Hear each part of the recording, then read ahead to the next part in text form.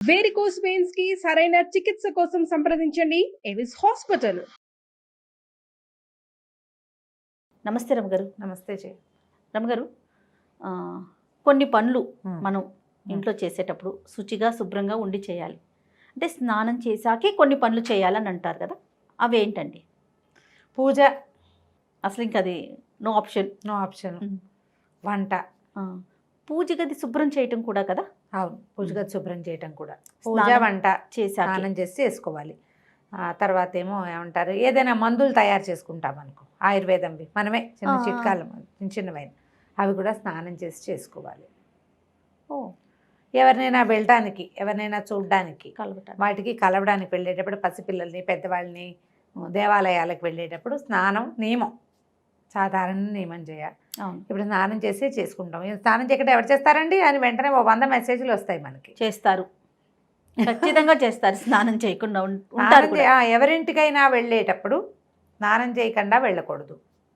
పూర్వకాలంలో ప్రయాణాలకి బయలుదేరేటప్పుడు కూడా స్నానం చేసి బయలుదేరమని ఒక నియమం ఉండేది. సాయంకాలం బయలుదేరితే అక్కర్లేదు, కానీ ఉదయం నిద్ర లేచాక ప్రయాణం అయ్యేవాళ్ళు ఇంట్లో నీళ్ళు పోసుకుని వెళ్తే మంచిది. అట్లా వెళ్ళేవాళ్ళు కాదా రమ్మగారు? అట్లా ఉండేదా? అంటే వెళ్ళేవాళ్ళు, అలా చేసేవాళ్ళు, తప్పకుండా స్నానం చేయాలి. ఇప్పుడు ఏముంది, పొద్దున్నే కారు ఎక్కేస్తాం, పిల్లలు పాచిమహాలతో ఎక్కేస్తారు, వెళ్ళాక అక్కడ ఎక్కడో చేస్తాం స్నానం కదా, అలా చేస్తాం కదా. చెయ్యవు రమ్మగారు, నువ్వు చెయ్యవు, చేసే వెళ్ళాలంతే. అదే ఏమైనా సరే, అంతే ఏమైనా సరే మా నియమం, మేము దీపారాధన చేసే వెళ్ళాలి అంతే. ఖచ్చితంగా స్నానం చేయాలి, దీపం పెట్టాలి. వీరుగా కూడా తీయం కదా రమ్మగారు కదా. అవును. ఇప్పుడు ఈ పచ్చళ్ళు ముట్టుకోవటము, తర్వాత ఉప్పు పసుపు కుంకాలు అవి దాచిపెట్టుకునేవి తీయటాలు, వాటన్నిటికీ కూడా స్నానం చేస్తే ఒక శుద్ధి ఫీలింగ్ మనకి అలవాటు ఇది. ఇప్పుడు స్నానం చేయకుండా వంట చేసేవాళ్ళు లేరా అంటే బోల్డ్ మంది కోకొల్లలు ఉన్నారు. అవును. ఈ పొద్దున్నే ఉద్యోగాలకు పరిగెత్తే వాళ్ళు ఊరికి ముందు స్నానం చేసి మంచి బట్టలు కట్టుకుంటే ఎలాగా, స్నానం చేశాక ఇల్లు ఎలా తుడుచుకుంటాం, స్నానం చేశాక బట్టలు ఎలా ఉతుక్కుంటాం, అవన్నీ పనులు అయ్యాక స్నానం చేస్తాం. వెసులుబాటే చేయాలి. నియమం అయితే మాత్రం చేయాల్సిందే. మీరు ఒక నియమం పెట్టుకుంటే, మనం పెట్టుకుంటే, మామూలుగా మన జీవితంలో ఏదైనా నియమం పెట్టుకుంటే ఆ లైఫ్ స్టైల్ వేరేగా ఉంటుంది. స్నానం మన నియమం. పొద్దున్నే స్నానం చేసే వంటింట్లోకి ప్రవేశించే వాళ్ళు 50% ఉన్నారు ఇప్పటికీ మన దగ్గర. నేను పాలు గీలు పెట్టేసుకుంటాను, స్టవ్ మీద పెట్టేస్తాను. స్టవ్ ముట్టుకోవడానికి స్నానం చేయాలన్న నియమం నాకు లేదు. స్టవ్ వేరు, ఆ తర్వాత వంట చేసుకునేటప్పుడు మళ్ళీ ఒకసారి స్టవ్ తుడుచుకుని వంట చేసుకుంటాం. మాకు పాలకి వాటికి అంటు ఫీలింగ్ నాకు లేదు, నా ఉద్దేశం అదేలేండి. నా ఉద్దేశం అదే. పాలకి వాటికి ఏం పర్వాలే, పాలు కాఫీలు పొద్దున ఏదైనా ఉప్మా చేసి అవి ఇవి కింద పడి పొంగల్ చేసి కింద పడితే మళ్ళీ దేవుడి కోసం ఏదైనా చేయదలుచుకున్నప్పుడు, మామూలు వంటకు కాదు, దేవుడి కోసం చేసుకోవాలంటే మళ్ళీ ఒకసారి స్టవ్ కడుక్కుని చేస్తారు, చేసుకుంటాం. ఇవన్నీ ఏంటంటే అలవాట్లు, నియమాలు, పద్ధతులు ఇళ్లల్లో ఉన్నవి. మీరు అన్నట్లుగా నియమం అని పెట్టుకుంటే రమ్మగారు ఎప్పటికీ చేయాలి కదా. మనకి అది వీలవ్వచ్చు, వీలు కాకపోవచ్చేమో. ఎప్పుడైనా ఒకసారి వీలు కాకపోతే భగవన్ నామస్మరణ చేసుకుని వదిలిపెట్టాలి. చచ్చిపోయినా సరే అనుకోకూడదు, ప్రాణం పోయినా సరే అని అనుకోకూడదు.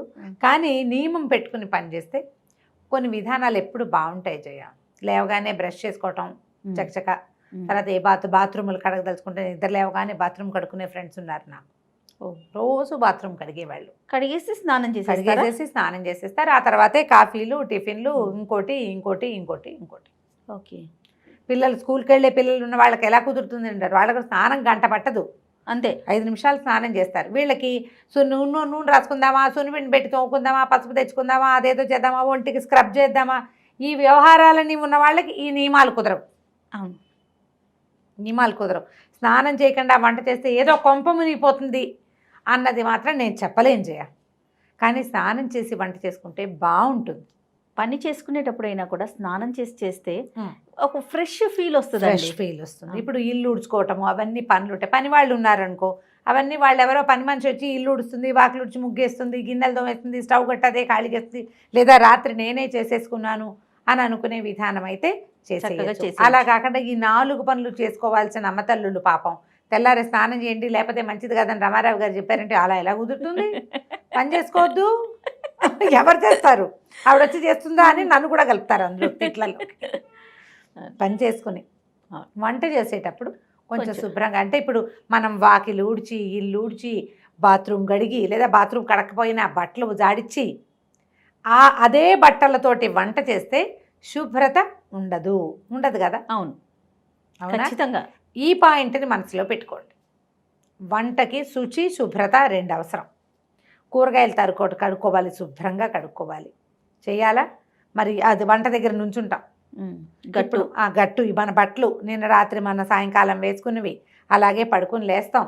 కొంచెం చిన్నపిల్లలు ఉన్న వాళ్ళు అయితే మధ్యలో పిల్లలు పిసులు పోసే వ్యవహారాలు కూడా ఉంటుంటాయి. బాత్రూంలోకి వెళ్తాం, పిల్లల బాత్రూంలోకి వెళ్తాం, మన కోసం బాత్రూంలోకి వెళ్తాం.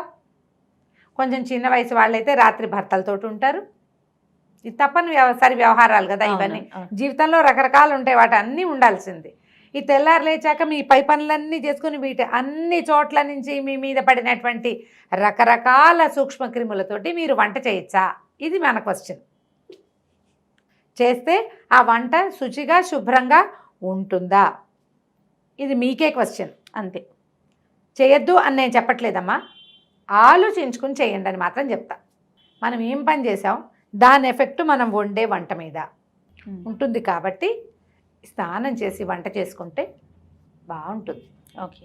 హెల్త్కి ఇంకొంచెం ప్లస్ పాయింట్, మనం ఒక్క పాయింట్ వేసిన వాళ్ళం అవుతాం.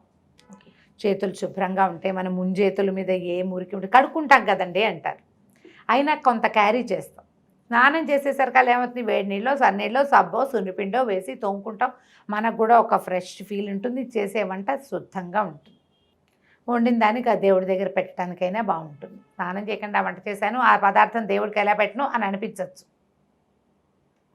మేమందరం స్నానం చేస్తాము, స్నానం చేసే వంట చేస్తామంటే ఒక 250 అయినా వస్తాయి. మిగిలిన వాళ్ళల్లో కొంతమంది చేస్తే బాగుంటుంది ఇప్పుడు చెప్పింది కదా అని ఇంకో 250 మంది ఫాలో అవుతారు. గాడిద గుడ్డు అని రాసేవాళ్ళు కూడా ఉంటారు. ఇవన్నీ కూడా ఏంటంటే మనకి పాతకాలం నుంచి పెద్దవాళ్ళు చెప్పేవి మనకి ఎప్పుడు ప్లస్సేనమ్మా. కుదిరితే వేసుకో, కుదిరినప్పుడు వేసుకో, కుదుర్చుకో, ట్రై చేయండి. ఇప్పుడు నిన్నటి దాకా మనం చాలా తీవ్రమైన పరిస్థితుల్లో ఉన్నాం. ఇవాళ కొంచెం రిలాక్స్ అయ్యాం. అంతగా ఇంటికి వెళ్ళంగానే స్నానాలు చేసేయటం, ఆ బట్టలు తడిపేసుకోవడం, పట్టుచీరలైనా తడిపేసేసేయటం, కూరగాయలనైనా సర్ఫతో కడిగేసేయటం మానేసాం. డెట్టాలు వేసి కూరలు కడిగేసుకోవటము మానేసాం. కానీ జాగ్రత్తగా ఉండటం మాత్రం. కరోనా టైంలో రమ్మగారు ఈయన పంచదార ప్యాకెట్లు కూడా నీళ్ళల్లో వేశారు రమ్మగారు. శభాష్ కదా. ఉన్నారు కూరలు డెట్టాలు వేసి కూరలు కడుక్కున్న వాళ్ళు, సర్ఫ్ వేసి కూరలు కడుక్కున్న వాళ్ళు. భయానికి జాగ్రత్త కదా. ఆ జాగ్రత్తని కొన్ని విషయాల్లో ఉంచుకోండి. రైట్. ఇప్పటికీ మనం బయట నుంచి వెళ్ళగానే కాళ్ళు చేతులు కడిగేసుకుంటున్నాం, శానిటైజర్ అక్కడక్కడ వాడుకుంటున్నాము. కొన్ని చోట్లైనా మరీ గుంపుగా ఉన్నారంటే గబుక్కుని మాస్క్ వేసుకుంటున్నాము కదా. అట్లాగే ఈ శుభ్రంగా స్నానం చేశాక వంట చేసుకోండి. దేవుడికి దీపము అవి ఎలాగో స్నానం చేసే పెట్టుకుంటాం. ఇంకొక పాయింట్ ఉంది రమ్మగారు, ఫుడ్ తీసుకోకూడదు. టిఫిన్ కానీ లంచ్ కానీ ఏదైనా కూడా ఆహారం స్నానం చేసిన తర్వాత తీసుకోవాలి. ఏమండి ఏమన్నా అంటే సంబంధించి ఏమన్నా ఉన్నాయా రమ్మగారు? చెప్దాం. స్నానం చేసేటప్పుడు స్నానం చేయగానే ఏమవుతుంది, ఒళ్ళు చల్లగా అవుతుంది కదా. ఆహారం వేసుకునేసరికల్లా మొత్తం ఫుడ్ని అరగదీయటం కోసం రక్తం అంతా పొట్ట వైపుకి పరుగుదీస్తుంది. టిఫిన్ తిని స్నానం చేశారనుకో డైజెషన్ పాడవుతుంది. స్నానం చేశాక తీసుకునే ఆహార స్వీకారంలో పొట్ట సక్సెస్ఫుల్గా పనిచేస్తుంది. అరుగుదల కోసం మనం చూడండి, చంటి పిల్లలకి పొట్ట నిండా పాలుండి నీళ్ళు పోసి అంటే బళక్కమని కక్కేస్తారు. కాసిన పాలు ఇచ్చి అంటే ఆకలి పొట్టతోటి నీళ్లు పోయకూడదు, కడుపు నిండా పాలు ఇచ్చాక నీళ్లు పోయకూడదు. 2 నియమాలు ఉంటాయి. కాసిన ఇవ్వాలి, కొద్దిగా పాలు బట్టి నీళ్లు పోస్తాం. పిల్లలకు కూడా స్నానం చేయించి టిఫిన్ పెడతాం, అవునా కాదా? అవునండి, అవును. అదే నియమం మనకు కూడా ఉంచుకోండి. ఇంకా కొంచెం పెద్ద ఏజ్ మ్యానపాజ్లు అవి వస్తాయి ఆడవాళ్ళకి, డైజెషన్ ప్రాబ్లమ్స్ చాలా వస్తాయి. వీళ్ళు స్నానం చేశాకే టిఫిన్ తినటం మంచిది. టిఫిన్ తిని వెంటనే నీళ్ళకి వెళ్ళపోకండి, అది మంచిది కాదు. ఎందుకంటే మనం ఏం చేస్తాం, నీళ్ళతోటి బాడీ బ్లడ్ ప్రెషర్ ఈ సర్క్యులేషన్లో ఇవి మార్చేస్తాం. స్నానం వల్ల ఒళ్ళంతా తోముతాము, నీళ్ళు పోసుకుంటాం, వేడిపో చల్లబో ఏవో పోస్తాము, బాడీ చల్లబడుతుంది. అవును. మనకు కావాల్సింది ఏంటి, పొట్టలో హీట్ ఉండాలి. ఆ వేడే కదా మీకు ఆ అన్నాన్ని కరిగించేది ఫుడ్ని. ఇప్పుడు అన్నం కాదండి, టిఫిన్ ఏంటి 4 ఇడ్లీలైనా తింటాంగా. తెల్లవారి పైగా అది బ్రేక్ఫాస్ట్, రాత్రి తిన్న తర్వాత మళ్ళీ ఇప్పుడే తింటున్నాం. రక్తం పరుగులు పెడుతుంది పొట్టకి, శక్తి అంతా ఒంట్లో ఉన్న వేడంతా అక్కడ పనిచేయటం మొదలు పెడుతుంది. నీళ్ళు పోసి చల్లారి చేస్తే చెప్పండి, మంట పెట్టి నీళ్ళు పోసాము ఏమవుతుంది? పొగొస్తుంది.